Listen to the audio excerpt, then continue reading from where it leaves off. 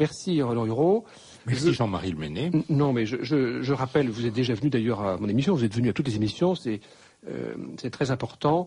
Vous êtes un ancien élève de l'école normale, vous êtes un élève de l'ENA aussi, vous avez été universitaire, sous-préfet, vous avez pratiqué tous les métiers qu'on peut faire en sortant de ces grandes écoles, y compris avec un passage à la Cour des comptes, où nous nous sommes rencontrés, vous avez été élu local aussi. Sauf les fonctions les plus élevées, parce que j'étais trop impertinent. Pas assez discipliné. C'est peut-être plus important pour vous de ne pas y être rentré. Je crois. Vous avez été membre de plusieurs cabinets ministériels et vous êtes surtout un auteur connu avec un certain nombre de livres importants. Celui-ci dont nous allons parler ce soir s'appelle La Grande Démolition. La France cassée par les réformes, et c'est Buchet-Chastel. Voilà, ce livre est sorti il y a peu de temps. 3 semaines. 3 semaines, nous sommes parfaitement dans les délais, oui, je vois janvier 2012. Alors, j'ai lu ce livre avec un très grand intérêt. Que peut-on dire à nos amis pour leur donner le goût de se précipiter sur cet ouvrage qui comporte plusieurs parties et que nos amis surtout ne s'imaginent pas qu'il s'agit d'un livre comme les autres, puisqu'il y a un certain nombre de réflexions auxquelles vous vous livrez qu'on ne trouve nulle part ailleurs. Je pense en particulier à tout ce qui est dans la deuxième partie. La première partie peut-être qui est une sorte d'état des lieux où vous montrez que le grand réformateur présenté comme tel par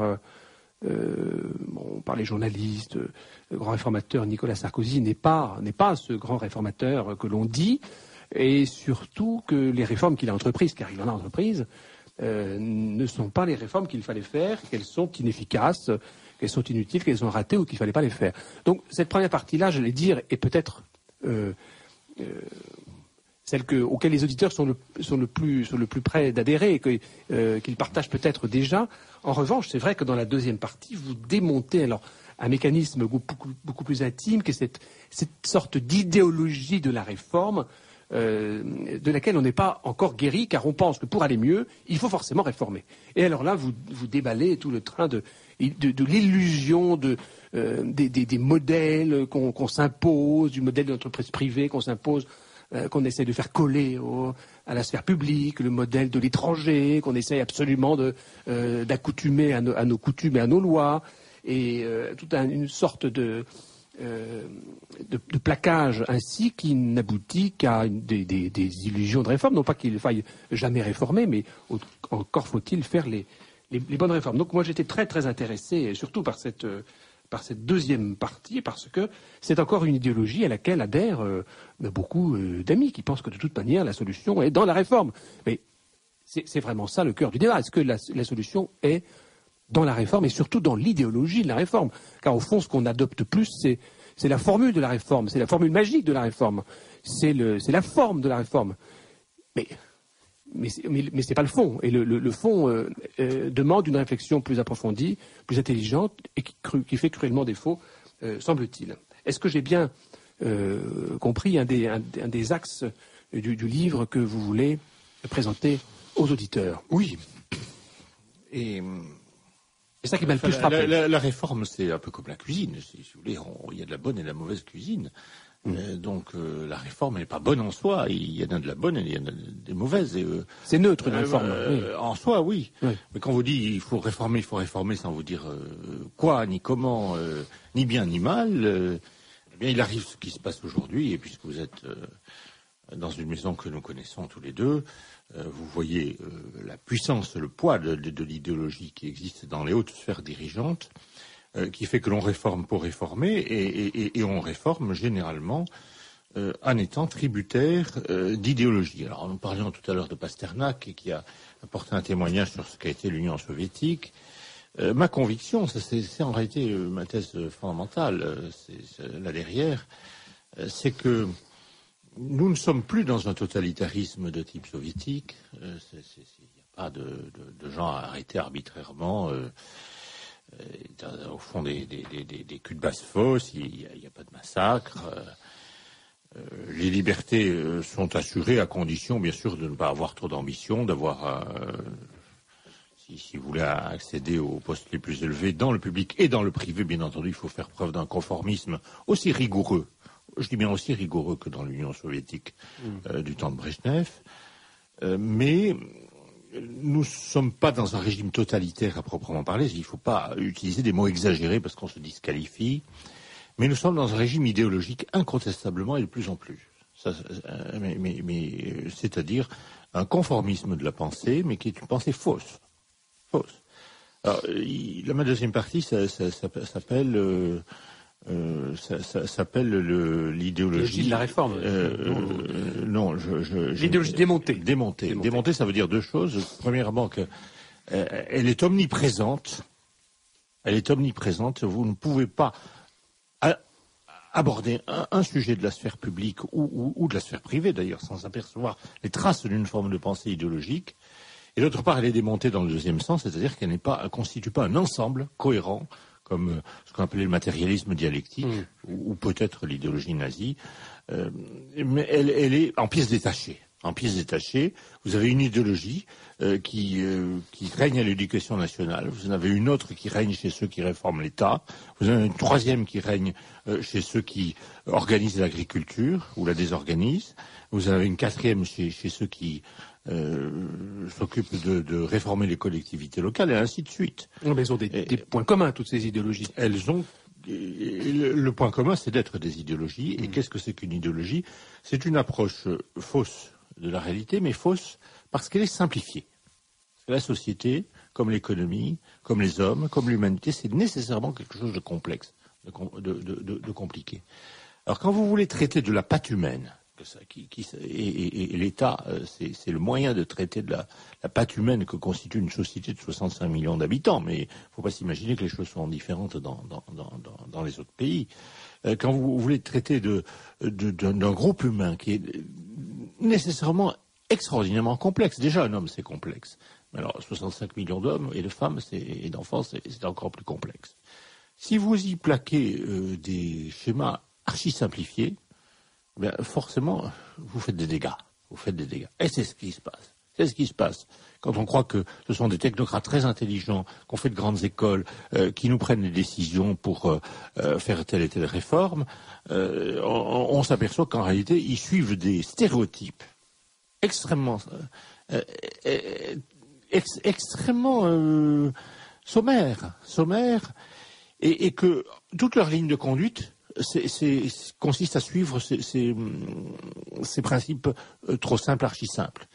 Alors, c'était pareil dans les idéologies totalitaires. Vous savez, les idéologies totalitaires, le communisme, c'est une vaste machine. Mais qu'est-ce que c'était? Ce sont des gens qui se sont dit, des intellectuels coupés de la réalité, qui avaient lu Marx et qui étaient en Russie au début du XXe siècle et qui ont cru que si on supprimait la propriété privée, brutalement, simplement, on rendrait les hommes plus heureux, on mettrait fin à tous les maux de la société, on rendrait les hommes égaux, et que tout irait bien, et qu'on aurait une économie plus efficace. C'était absurde, c'était extraordinairement simplifié, mais c'est comme ça. Quand vous regardez l'école, l'évolution de l'école, depuis la guerre, vous avez un principe simple qui suit du collège unique. Il suffit de mettre tous les enfants dans la même école, de leur enseigner la même chose, et au même moment, et au même âge, et vous ferez progresser l'égalité dans la société.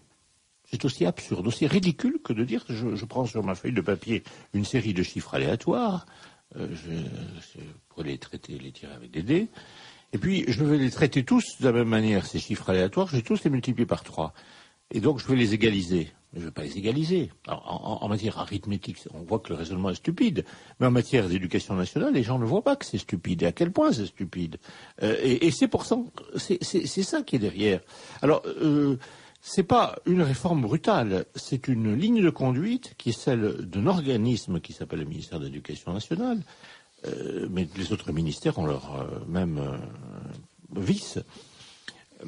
Et qui est posé, et ensuite, on n'en change pas pendant 20, 30, 40 ans. Alors, l'éducation, on a dit le collège unique. Le collège unique, Alors, on n'y est pas arrivé tout de suite. D'abord, au début, c'était assez légitime, parce que les idéologies ont un noyau de légitimité, généralement. Au début, c'était assez légitime, dans les années 50, parce que, selon que vous étiez bourgeois ou prolétaire, ouvrier ou paysan, artisan, vous aviez des filières différentes. Les uns restaient à l'école publique, primaire, les autres allaient dans des collèges d'enseignement général, les autres allaient au lycée ou dans des écoles privées, avec des filières différentes. Donc, regrouper ces filières pour permettre davantage de mobilité sociale, c'était pas absurde. Mais ensuite, on a dit qu'on allait mélanger les gens non seulement selon leur classe sociale, mais selon leur capacité intellectuelle. Il y avait des souplesses. Par exemple, ceux qui avançaient plus lentement pouvaient redoubler, tripler même. Mais ensuite, on a supprimé ou découragé fortement cette incitation. Et qui a fait ça? Des gouvernements de droite et de gauche. Le plan Langevin-Wallon, dont tout cela part, ce sont deux universitaires communistes. Ensuite, vous avez la prolongation de la scolarité de 14 à 16 ans, avec l'idée que tout le monde peut suivre de la même manière la prolongation de la scolarité à 16 ans. C'est en 1958, c'est après l'arrivée du général de Gaulle, qui n'a d'ailleurs pas décidé quoi que ce soit, qui a fait confiance à une administration, parce que il faisait confiance aux administrations dans les sujets qu'il connaissait moins. Sujets que connaissait bien, comme les affaires militaires, il ne leur faisait aucune confiance. Ben, ça, c'est une autre question. Ensuite, vous avez Giscard qui arrive, mais dans les années 60, les élèves de niveaux différents étaient mélangés, et n'étaient pas mélangés. Il y avait ce qu'on appelait les classes de transition pour ceux qui n'arrivaient pas à suivre. Puis vous aviez, par exemple, des sixièmes, des quatrièmes, vous aviez 3 ou 4 quatrièmes de niveaux différents. Il n'était pas interdit aux principaux d'établissements de sélectionner en fonction du niveau. Mais Monsieur Haby, ministre de l'Éducation nationale, recteur de son métier, de Giscard, lui décide de fusionner tout le monde, quel que soit le niveau. Et puis vous avez Jospin, qui fait une loi Jospin en 1989, qui décide de décourager les redoublements. Alors le résultat, c'est que vous avez des élèves qui passent 4 ou 5 ans à l'école sans rien comprendre à ce qu'on leur dit parce qu'ils ne suivent plus. Alors déjà sur le plan de la citoyenneté, c'est très mauvais. C'est très mauvais parce que vous apprenez à écouter sans comprendre, alors que l'esprit critique du citoyen, ça veut dire bon, je ne comprends pas, vous me répétez, puis jusqu'à ce que je comprenne. Mais là, ça ne leur est pas permis, ils sont tellement largués que c'est plus possible. Donc vous avez déjà un tiers des élèves qui sont largués. Vous avez une baisse du niveau qui est assez générale, donc parce que là, je vous ai dit, on peut plus sauter de classe aussi. On peut plus sauter de classe. Les très brillants ne sautent pas de classe. Absolument. C'est plus que ça. C'est exclu. Moi, j'ai sauté 2 classes quand j'étais à l'école primaire. Aujourd'hui, ça serait plus permis, c'est sûr. Vous avez les choses se sont. Et alors, il y a quand même des gens qui ont pris conscience de tout ça. Et vous avez eu, il y a 4 ans, il y a 6 ans, un ministre de l'Éducation nationale d'obédience centriste, un homme sincère, Gilles de Robien, peut-être pas d'accord avec tout sur tous les sujets, mais qui était plus conscient du problème que les autres. Il avait que le bac, très curieusement. Il n'avait pas fait d'études supérieures véritables. Et il a essayé de régler le problème, mais en douce, parce que s'il avait fait une loi solennel il se serait fait massacrer à l'Assemblée nationale et surtout massacré par les journaux. Donc il a fait 2 circulaires pour essayer de régler le problème. Vous voyez que quelquefois des réformes très très importantes on peut les faire à l'économie. L'une pour abolir le collège unique et pour permettre, enfin en tout cas introduire une brèche pour permettre aux enfants qui ne suivaient pas ou qui d'ailleurs n'allaient plus à l'école d'entrer en apprentissage dès l'âge de 14 ans, ce qui n'était plus permis depuis 1959. Et la deuxième, ça a été de revenir de manière obligatoire aux méthodes analytiques d'apprentissage de l'écriture, BABA, etc. Deuxième circulaire, c'était le fameux circulaire Robien. Il y en avait 2 autres qui étaient peut-être moins nécessaires et qui ont un peu affaibli l'entreprise. Mais ça s'est fait en douce. Il n'a pas été soutenu par Villepin. Il a été soutenu par le cabinet de Villepin, d'ailleurs. Quelqu'un à son cabinet qui avait promu cette affaire-là. Chirac s'en fichait, il était président de la République. Les journaux lui sont tombés dessus. Le baromètre de l'Express le donne en baisse. Pourquoi en baisse? Parce qu'il n'était pas dans l'air du temps. Les vraies réformes vont généralement contre l'air du temps. Ça, c'est quasi systématique. Les bonnes réformes. Et puis, qu'est-ce qui se passe? Sarkozy arrive, il ne connaissait strictement rien à l'éducation nationale, mais il veut recevoir tout le monde, voir tout le monde. Il reçoit les syndicats de l'éducation nationale au bout de 15 jours à l'Élysée. Les syndicats se sont concertés avant, mais qu'est-ce qu'on va pouvoir lui demander? Abrogation des 4 circulaires Robien, dont les 2 principales. Et là, il veut faire l'homme généreux, qui fait confiance au personnel d'éducation nationale, et dit, mais d'accord, je les supprime. Et voilà comment une grande réforme faite très discrètement et faite en douce a été abrogée. Et donc, ensuite, qu'est-ce qu'il a fait? Il a fait le lycée à la carte. Lycée à la carte, c'est-à-dire l'idée qu'il faut de plus en plus de flexibilité, qu'il n'y a plus de culture commune, donc que chacun peut faire comme il veut. Suppression de l'histoire dans l'éducation, en terminale scientifique. Et le terminal scientifique, aujourd'hui, tous ceux qui vont diriger le pays passent en terminale ES. Malheureusement, je déplore qu'il y ait presque plus personne. C'est très mal vu. C'est très mal vu. On a bien supprimé la culture générale à Sciences Po. Oui. Alors pourquoi pas supprimer l'histoire géo en terminale? On pourra en reparler, c'est un peu plus compliqué, mais ceci dit, Sciences Po est dirigé par quelqu'un comme Richard Descoings. Richard Descoings, c'est pas un homme du centre-gauche, c'est un homme d'extrême gauche sur le plan culturel. Je parle du capitalisme, il n'y a plus personne, même à l'extrême gauche, qui remette en cause le capitalisme depuis qu'Arlette Laguier a pris sa retraite. Mais l'extrême gauche sur le plan culturel, un promoteur de la théorie du gender qui est devenu une matière obligatoire à Sciences Po. La matière obligatoire, c'est plus les finances publiques, c'est pas le droit constitutionnel, c'est la théorie du gender. Vous vous rendez compte? C'est une des rares matières obligatoires. Alors, qui voudrait que la moitié des cours soient absolument, que des cours soient en anglais, qui est tenu pour un oracle par ce gouvernement. C'est-à-dire que ce gouvernement, non seulement là où on croit qu'il aurait fait des réformes, il n'en fait pas ou il en fait de mauvaises. Et puis il va chercher son inspiration à gauche. C'est-à-dire, à qui a-t-on demandé de réfléchir à une réforme des lycées? À Richard Descoings. Richard Descoings, le même Sarkozy qui dit « je vais liquider l'héritage de mai 68 », confie une réforme essentielle à quelqu'un qui d'ailleurs n'avait jamais enseigné dans un lycée, qui ne connaissait rien, pas le lycée de près, et deuxièmement, qui était à l'opposé, qui était le pur produit de ces dérives de mai 68. Et comment vous expliquez ça? Quelle est la motivation? Alors, ce livre n'est pas dirigé, je le précise, non, mais de manière générale, contre Nicolas Sarkozy. Non, mais de manière générale. D'ailleurs, j'aurais voulu qu'il sorte en juin, pour être un peu distancié de l'élection présidentielle. L'éditeur a insisté pour qu'il sorte en janvier. Oui, c'est encore mieux.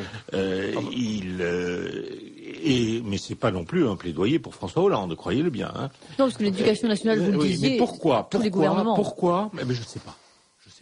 Franchement, je sais pas. Une espèce d'embourbement. D'abord, il y a un phénomène général, c'est l'hégémonie des idées de gauche.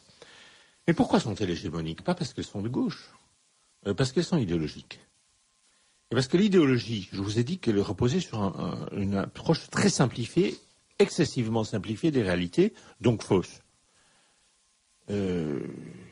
C'est aussi l'idée d'un sens de l'histoire. C'est-à-dire que ces idées toutes simples, les gens qui les ont trouvées, qui les répandent, ont cru trouver le sésame qui va permettre à l'humanité ou à la société de progresser. Faisons d'autres exemples. Mettons tous les pays avec une seule monnaie, ils vont tous se ressembler au bout de 5 ans, de 10 ans. Et c'est exactement le contraire qui s'est passé, comme les élèves que vous avez mis dans le tronc unique.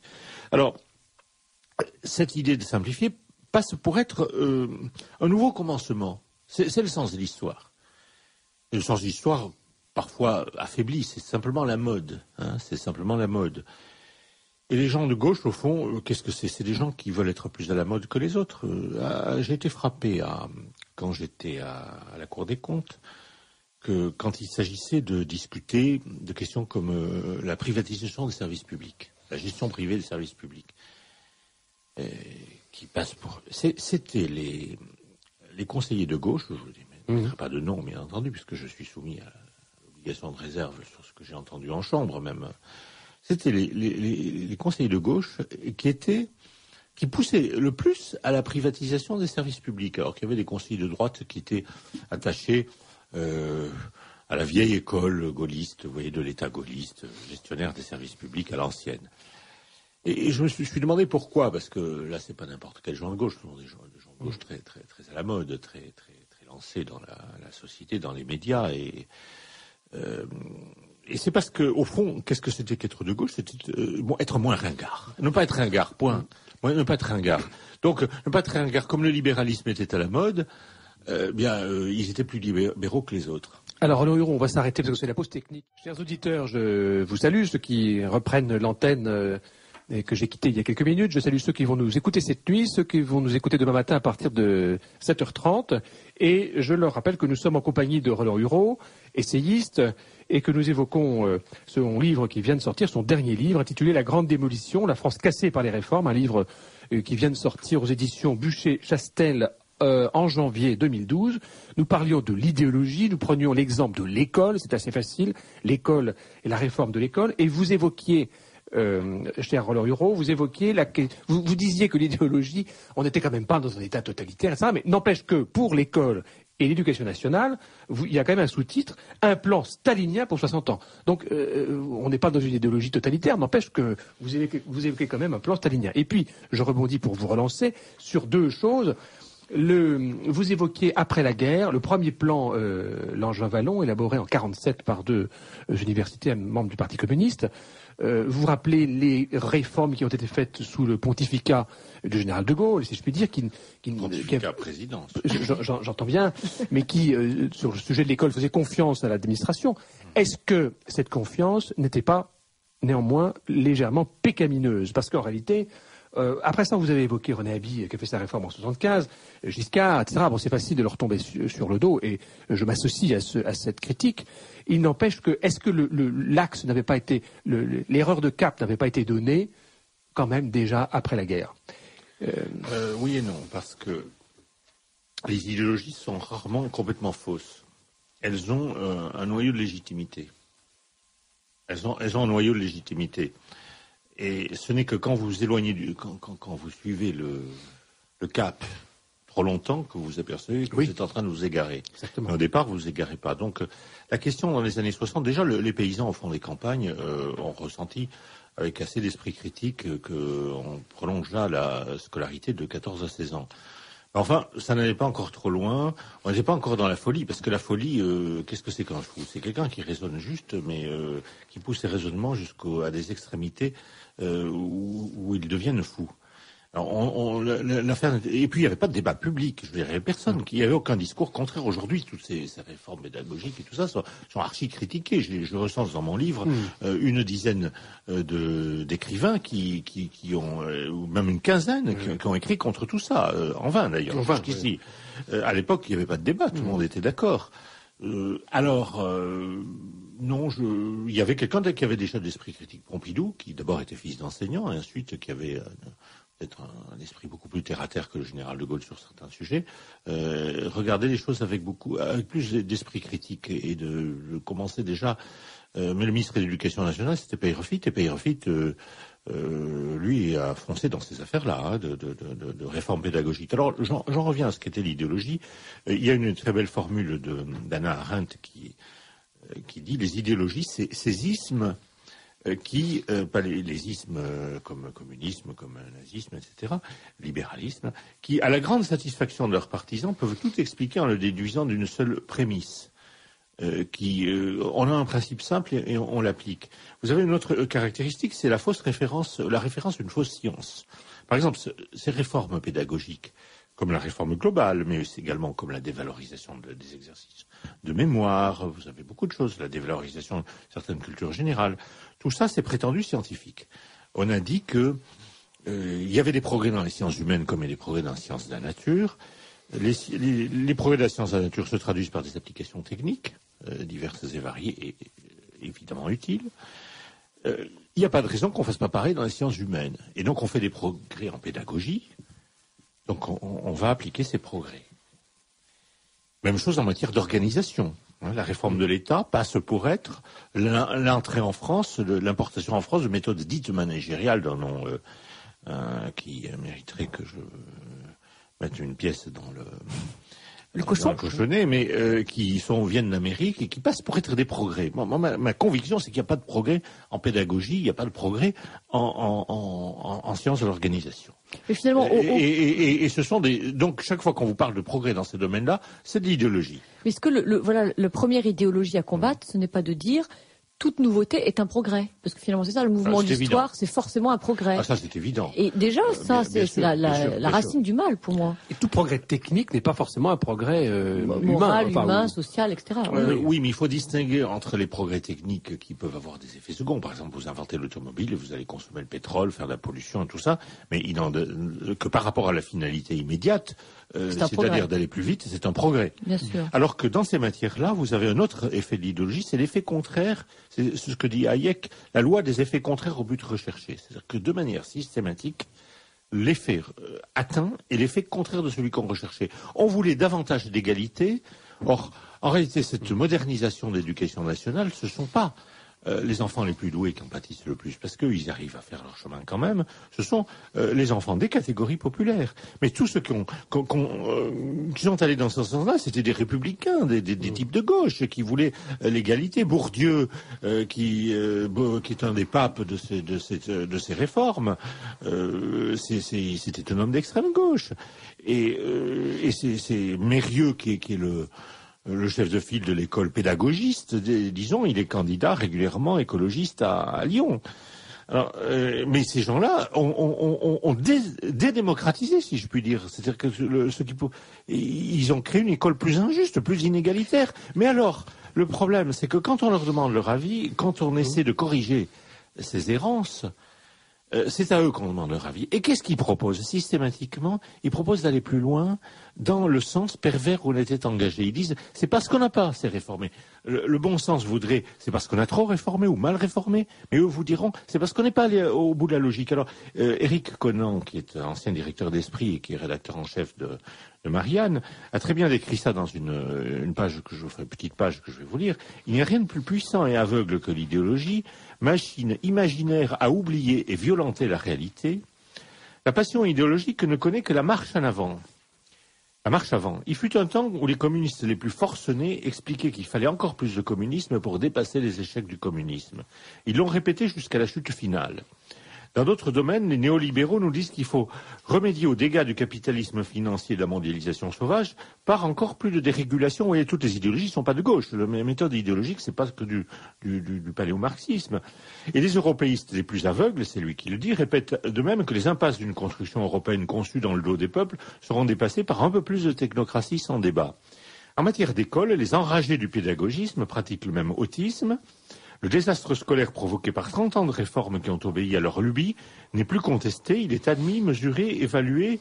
Il laisse impuissants les pouvoirs publics et malheureux, les enseignants qui sont de plus en plus nombreux à en faire en première ligne le douloureux bilan. Eh bien, cela n'empêche pas un dernier carteron de posséder, il s'agit de possession au sens de Dostoïevski, de posséder de la table rase, de remonter au créneau pour une pétition pour la suppression des notes. Alors, la suppression des notes, ça a aussi été dans l'actualité du sarkozysme. Alors, avant Sarkozy, c'était Chirac, sauf que Sarkozy est arrivé en disant il y a des blocages, on n'arrive pas à faire ces réformes, et plus elles sont déraisonnables, plus elles sortent à des blocages, en effet. Donc, on va mettre un coup d'accélérateur. Je suis un volontariste, je vais aller plus loin. Et il est allé plus loin, généralement, dans le mauvais sens. Alors, on peut voir qu'en matière, je consacre un chapitre pour montrer quelque chose qui est extraordinaire et qui ne peut qu'intéresser les décideurs, enfin qui devraient, notamment la Cour, c'est que les réformes les plus coûteuses des 30 dernières années, celles qui ont entraîné une augmentation des dépenses publiques les plus importantes, ont été inspirées par des principes libéraux, par une philosophie libérale, mais une philosophie libérale simplifiée et transformée en idéologie. Un exemple qui me tient à cœur autant que l'école, c'est la commune. Il y a des gens qui ont dit, et répété, y compris d'ailleurs des gens qui tiennent une chronique à Radio Courtoisie, je ne citerai personne, vous vous rendez compte, la France, elle a 36 000 communes et 500 000 élus locaux. Vous vous rendez compte, c'est ce pays, il y a plus d'élus locaux que tout le reste de l'Europe. Je vous ai entendu, tous ces élus locaux, c'est des sources de gaspillage. En fait, sur les 500 000, il y en a 400 000 qui ne perçoivent rien du tout, qui sont des conseillers municipaux de base bénévoles, et il y en a à peu près 90 000 qui perçoivent des petites indemnités. Donc c'était le mode, malgré les chiffres, malgré l'apparence des chiffres, c'était le mode le plus économique pour gérer le pays, gérer le territoire. À force de ressasser que c'était trop, que c'était pas moderne, que c'était coûteux. Moderne, j'en sais rien, on ne sait pas ce que c'est moderne, mais coûteux, c'était pas coûteux, c'était... On a créé depuis 1972, loi Joxe, gauche, loi Pasqua, droite, loi Chevènement, gauche, loi Sarkozy, droite, les réformes de collectivités locales qui ont un but, pas directement avoué parce que ça serait trop gros et les gens ne l'accepteraient pas, mais un but sournois qui est de supprimer nos 36 000 communes pour les remplacer par 360 ou peut-être 700 ou 1000, mais pas plus. Eh bien... Comme on le fait progressivement, on a superposé à ces 36 000 communes des édifices de plus en plus complexes qui s'appellent les communautés de communes, les communautés de villes, et maintenant les super communautés de communes, qui se sont traduites, tenez-vous bien, par le recrutement de 400 000 fonctionnaires locaux. 400 000 fonctionnaires locaux dont pour la plupart on aurait pu faire l'économie, et qui pèsent sur évidemment les contributions, parce que les impôts, on parle des impôts nationaux, on oublie que les impôts locaux deviennent accablants dans beaucoup de communes. Hein. Alors voilà le mécanisme, et il y a beaucoup de gens qui ont l'impression qu'on est dans un monde de fous, et ceux qui en ont l'impression, ce sont les gens qui sont à la base. Du temps de Staline et du temps du communisme, Solzhenitsyn l'a dit, ce qui était le plus pénible, le plus douloureux pour les gens qui étaient victimes du communisme, c'était pas les pénuries, c'était pas l'oppression, c'était ce sentiment d'absurdité, ce sentiment qu'ils pensaient que 2 et 2 font 4 et qu'on voulait leur imposer que 2 et 2 font 5. Il y avait une espèce de violence intellectuelle. Mais je peux vous dire que ce sentiment d'absurdité, il est partagé par une très grande partie de la population et généralement à l'égard du domaine qu'ils connaissent, qui est le leur. Les agriculteurs par rapport à la politique agricole, les gendarmes par rapport à la volonté de fusionner la police et la gendarmerie, les policiers par rapport à une politique du chiffre qui se traduit comme le Gosplan soviétique par un mensonge généralisé. Tout le monde, de son côté, a l'impression de vivre dans ce monde de fous. Et cette espèce de folie, le point de départ de cette espèce de folie, c'est la mécanique idéologique. Et nous sommes très très largement imbibés d'idéologie aujourd'hui, à tous les niveaux. Et on s'aperçoit même que les gens qui sont supposés penser... Je me réfère à un article que j'ai fait dans Valeurs Actuelles l'année dernière, c'est-à-dire ceux qui sont supposés être plus intelligents que les autres, ceux qui travaillent dans les think tanks, comme on dit. Hein. Deuxième petite pièce dans le cochon. J'ai tout donné au clochard qui était devant chez moi, parce qu'il avait l'air d'avoir... Donc j'ai plus rien. C'est les groupes de pensée, les institutions de pensée en matière de diplomatie, en matière d'économie, et vous apercevez qu'on n'y recrute que des gens qui sont dans la pensée unique. Et qui sont des idéologues. Donc en réalité, ce n'est pas du tout des lieux de pensée. Ce sont des lieux d'idéologie. Ce sont des lieux d'idéologie, de même que l'Académie des sciences de l'Union soviétique du temps de Lysenko, on s'approche de la remise du prix Lysenko prochainement, étaient des idéologues. Ils n'étaient pas recrutés parce qu'ils étaient plus savants que les autres, mais parce qu'ils étaient plus idéologues que les autres. Pour sortir de l'ENA... dans les premiers, je veux dire, j'ai mis très longtemps à m'en rendre compte, il faut être parfaitement imbibé de cette idéologie et la ressortir avec peut-être plus de brio, plus de culot, plus d'audace que les autres. Si vous permettez, oui. je vais illustrer ce que vous dites par un témoignage que nous venons de recevoir d'un auditeur. Vivant ce que votre invité décrit dans un service déconcentré de l'État, transformé en usine à gaz recyclant des copains, j'ajouterais que les agences fonctionnent surtout comme des cellules de partis politiques. Celui qui ne suit pas la ligne du parti se trouve exclu, placardisé. Les gens de terrain, les techniciens qui connaissent la complexité de l'organisation et des exigences souvent délirantes de la société française se trouvent méprisés, exclus des processus de décision, accaparés par des incapables. Bref, un totalitarisme pas si mou que ça, utilisant la puissance publique pour des intérêts privés, soigneusement choisis, dans une ambiance de réseau de trafic d'influence. Il n'est donc pas étonnant de voir que le Front National, prônant la restauration de l'État, rencontre un grand succès auprès des agents de l'État. Et ceci n'est en rien contradictoire avec un libéralisme économique, c'est même la condition préalable de la liberté. Et un autre message aussi nous fait référence à la soif des Français pour avoir un État un peu plus fort qui sorte de ce marasme. Oui, je lis encore des réflexions des auditeurs, parce que nous lisons toutes les messages des auditeurs. Pas toutes, mais historiens, le plus possible. Ainsi que scientifiques éclairés, enseignants de haut niveau se succèdent sur Radio Courtoisie pour nous donner, à travers leurs livres, leurs réflexions, sur ce que le gouvernement et le précédent auraient dû faire et n'ont pas fait. Le problème, c'est le décalage entre ces gens qui écrivent et le peuple d'en bas. C'est le décalage surtout entre les gouvernants et le peuple d'en bas. Les gens qui écrivent essaient de faire le pont. Les gens qui écrivent, c'est généralement pour exprimer leur frustration parce qu'ils n'ont pas pu faire passer leurs idées. Vous imaginez bien faire le pont entre les deux. Toutes mes idées qui sont dans ce livre, parce qu'il contient un programme à l'envers, on demande qu'est-ce qu'il faut faire, mais vous lisez ce livre, vous voyez bien ce qu'il faut faire. Je termine de manière provocatrice en disant qu'il faut supprimer toutes les réformes qui ont été faites depuis 20 ans, sauf une ou deux. Bon, mais imaginez bien que si j'avais pu être aux commandes pour appliquer ces idées, mais il aurait fallu que je rentre dans cette idéologie. Je n'aurais pas écrit de livre. Hein. Il y a longtemps que le peuple, dans sa sagesse, a compris que l'appareil politique n'a plus aucun pouvoir et que le peuple attend le retour de l'autorité de l'État pour remettre à sa place la finance, etc. etc. Oui, mais enfin, vous parlez quelqu'un parle du Front National. Nous souffrons depuis 5 ans d'avoir à la tête de l'État quelqu'un qui ne connaît pas l'État, qui est comme à la tête d'un navire, quelqu'un qui n'a jamais pénétré dans les soutes, enfin qui ne saurait pas comment marche le navire. Alors c'est bien joli de se vanter de pas être énarque et d'être plus intelligent que de mettre des gens venus du secteur privé à la tête de l'éducation nationale, par exemple. Mais on s'aperçoit qu'ils font pire encore que ceux qui ont fait leur carrière dans le service de l'État. Alors je ne sais pas.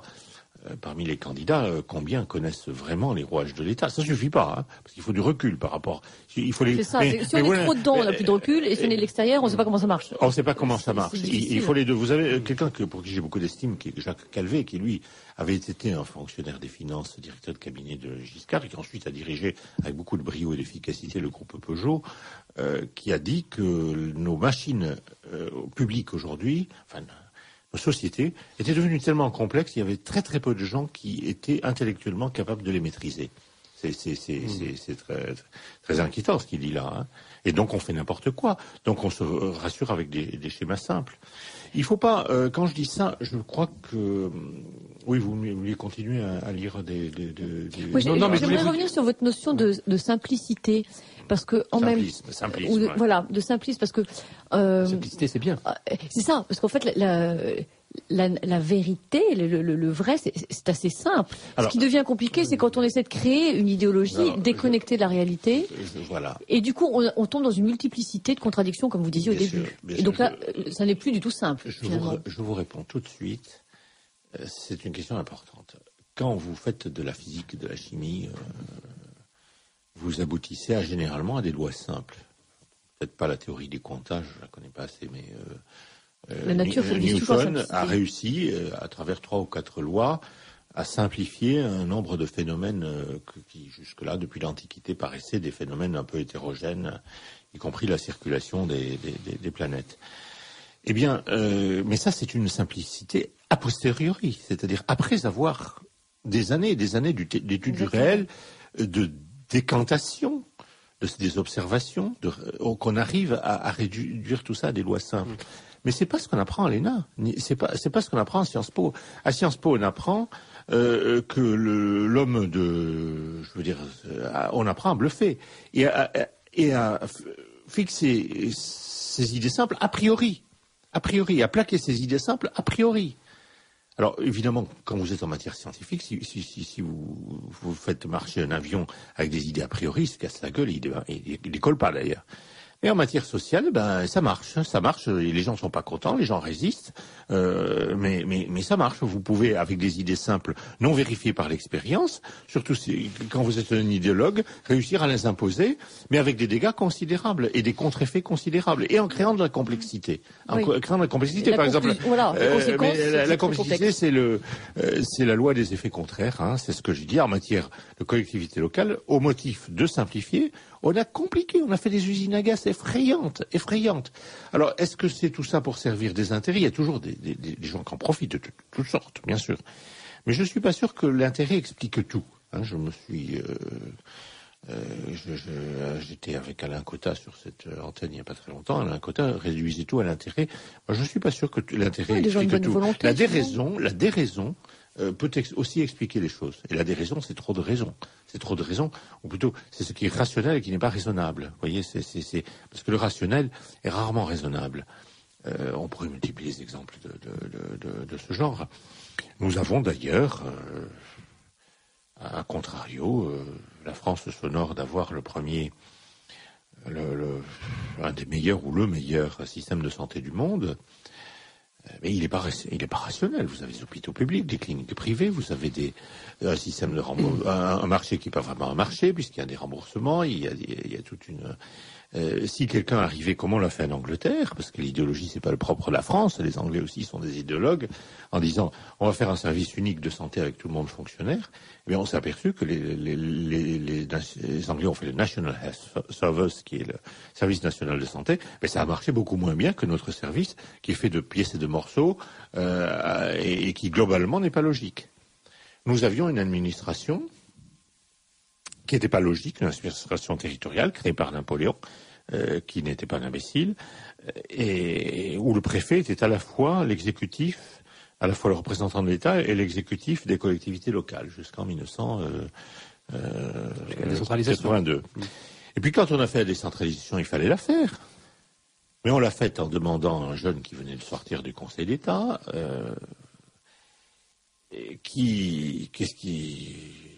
d'avoir des idées, mais qu'est-ce qu'il a dit? Il a dit on va mettre fin aux anomalies juridiques, aux complexités juridiques. On va dire qu'il y aura un exécutif. Le préfet sera plus à la fois représentant de l'État et exécutif des collectivités locales. On va créer 2 exécutifs. C'était mettre fin à une anomalie juridique pour avoir quelque chose de plus clair sur le papier, le plus simple sur le papier. Ça fiche une bataille noire, non pas. Parce qu'il a fallu dédoubler pratiquement tous les services.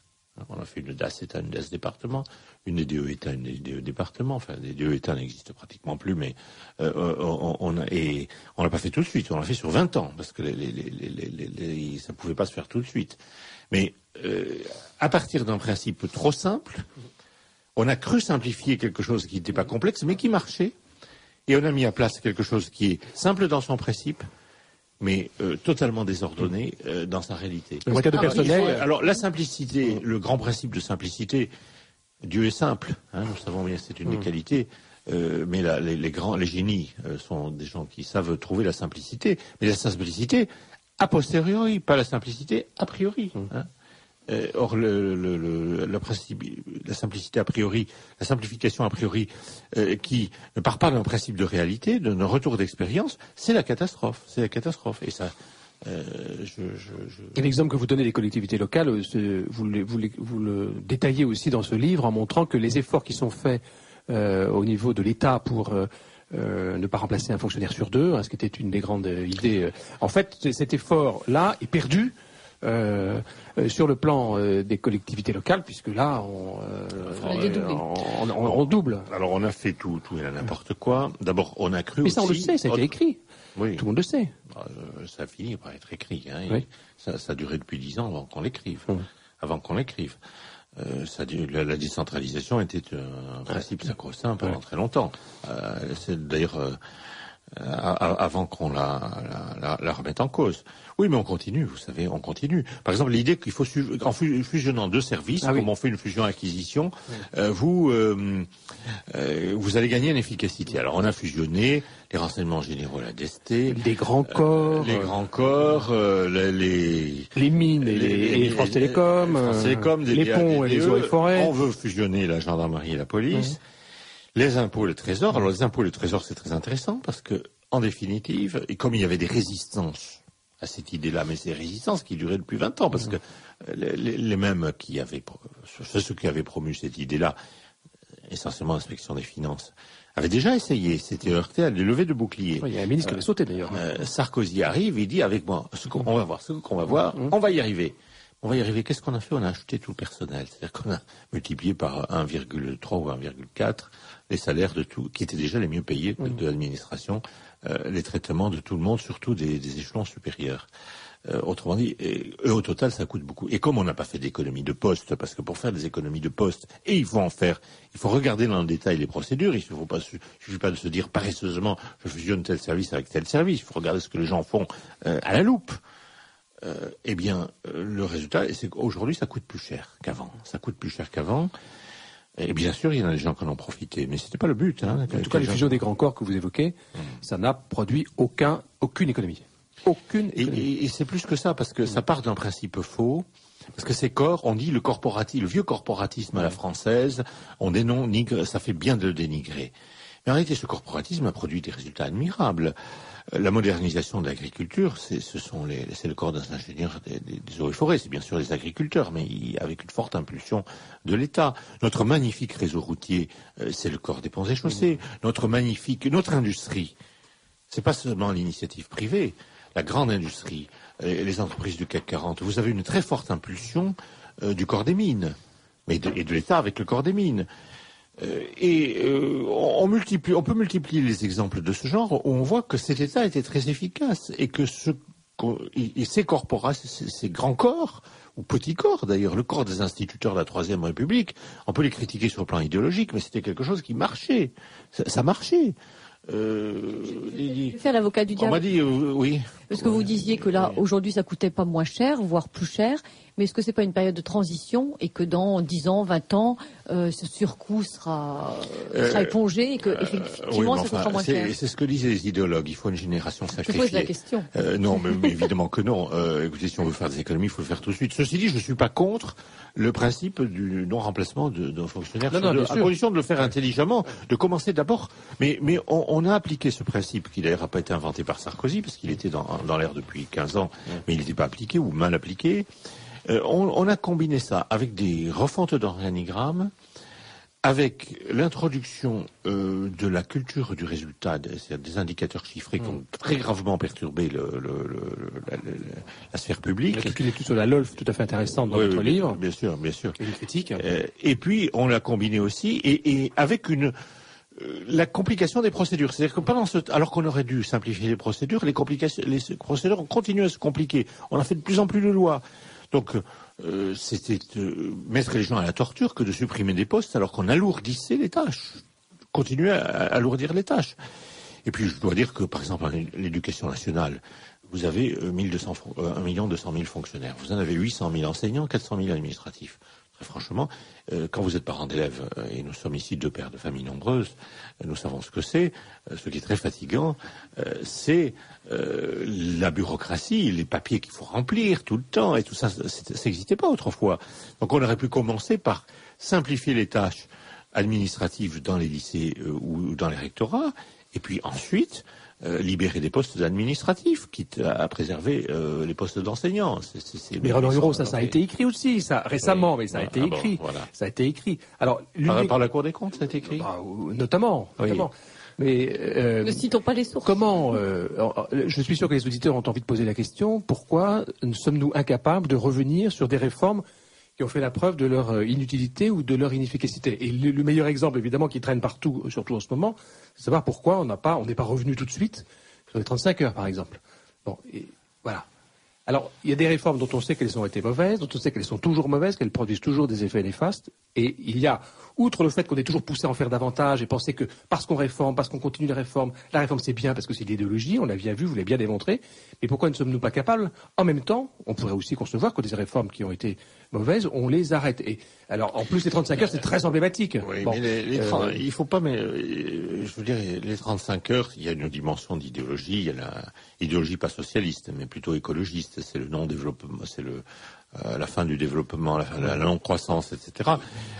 Mais je veux dire, il y a quand même des gens qui ont trouvé leur avantage, des gens qui finissent le vendredi à midi, de finir le vendredi soir, ils ont 4 heures pour se reposer. Bon. Il y a des effets économiques pervers, mais au moins on comprend un mécanisme, le mécanisme de base. Mais vous avez des réformes qui n'ont que des effets négatifs, c'est ça. Et celles-là sont pas non plus remises en cause. C'est très très difficile de comprendre. L'idéologie, je vous ai lu le passage d'Éric Conan qui parle de possession.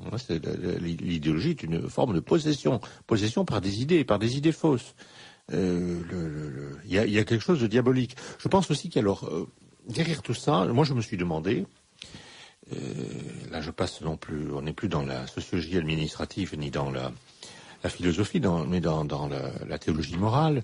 Je me suis demandé pourquoi, en définitive, contrairement à ce que racontent les moralistes à 4 sous, ce qui fait le plus de dégâts dans l'histoire, et spécialement dans l'histoire récente, c'est pas c'est pas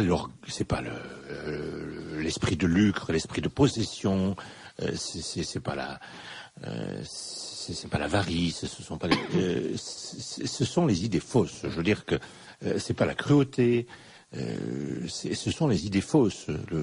La Shoah, c'est pas l'antisémitisme. L'antisémitisme multiplié par X par l'idéologie. C'est l'idéologie. Et c'est-à-dire une erreur qui va dans les idées. Alors, ma réponse, elle est toute provisoire, c'est que derrière ces idées fausses, il y a l'orgueil. Et d'ailleurs, l'application de schéma a priori, c'est de l'orgueil, c'est un immense orgueil. Et j'ai une citation qui est assez intéressante aussi, qui est de Marcel Gaucher à la base 301, qui dit que ce qui donne l'orgueil, c'est souvent la richesse. Ça ne s'applique pas à tout. Hein. Lénine était immensément orgueilleux, Hitler était immensément orgueilleux. C'est pas des gens riches. Mais l'opinion sur beaucoup de sujets, je parlais des communes, je parlais de la pédagogie, c'est souvent faite par les sphères très supérieures de la société, beaucoup plus supérieures que ne le sont les énarques ou les députés.